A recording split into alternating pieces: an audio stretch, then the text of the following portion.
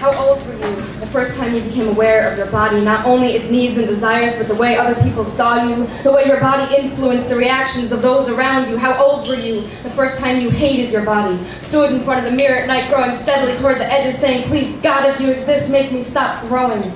I grew up submersed in the spheres. My friends dipped their feet in their in-ground pool parties were the thing the summer between 8th and 9th grade. The summer that I began to curve dangerously into something that made my friends' mothers nervous, something that made me nervous for the first time about rejection based on the size of my stomach. They sat on the side of the pool comparing bikini bodies while I floated on my back with my ears underwater, arms outspread like flying, 15-second intervals of relaxation because that's how long it takes for my stomach to float to the surface, round in a way that even my eating disorders could not erase. 15 seconds, that's how long it takes for my body to reassert itself, and does it still count as flying if you only go down?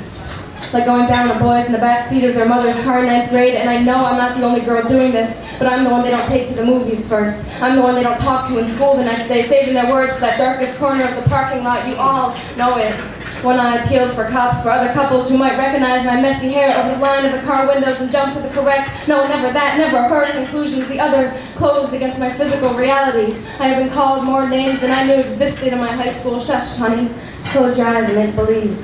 And the next day they laugh when I make the mistake of smiling in their direction. Nah, we never did that.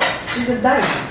And I was, but I fucked him anyway just to be in control of my own pain, because scratches in your back are better than the ones in your arms, and does it still count as falling when you find out there's no bottom?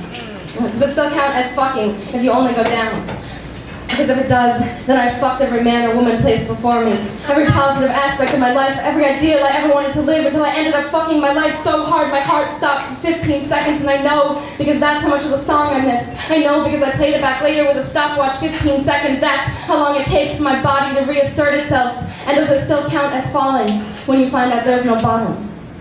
And so I live a lifetime of purgatory. In 1 week's time with Martha, sits on 2 chairs at once and sags to the space in the middle as she runs out of food-stained fingers on which to count her psych ward visits. She says, the food here is better than the last place, but there, they had popsicles in the freezer, and you know, no caffeine allowed, you can have all the sugar you want. And Sarah wears the same clothes every day and never lets go of her purse. Her lipstick spreads over the course of the week until it covers her cheeks and fingertips and edges towards her nose. She says they have to let her out for PSi.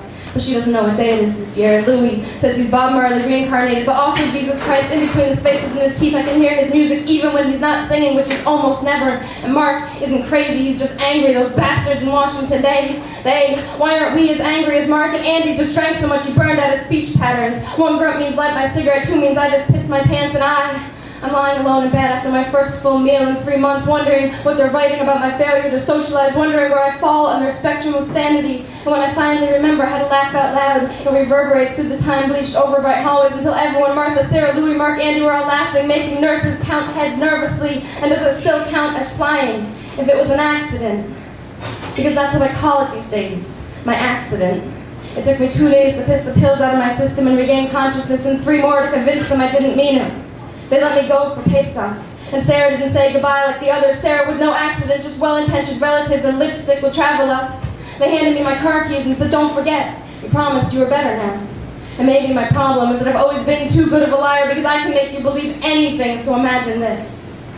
I'm flying down the road 90 miles per hour around hairpin turns, saying if I live through this too, I just might be convinced to believe in your God, even if he fucks up sometimes, just like us. And I'm learning that when it comes to flying, I do it better with 2 feet planted firmly on the ground, grow roots straight up my spine instead of wings to hold me aloft. And so imagine this. I'm planting seeds, hoping for the first time that I'll be around next year to harvest them, building my life with solid foundation and praying to gods I never believed in that I'll remember to use it the next time the wind blows. And I'm learning that the clouds up there are just floating around aimlessly, and the sky is really blue, but only from a distance. And maybe from a distance is all I really need to know about flying until I learn to land.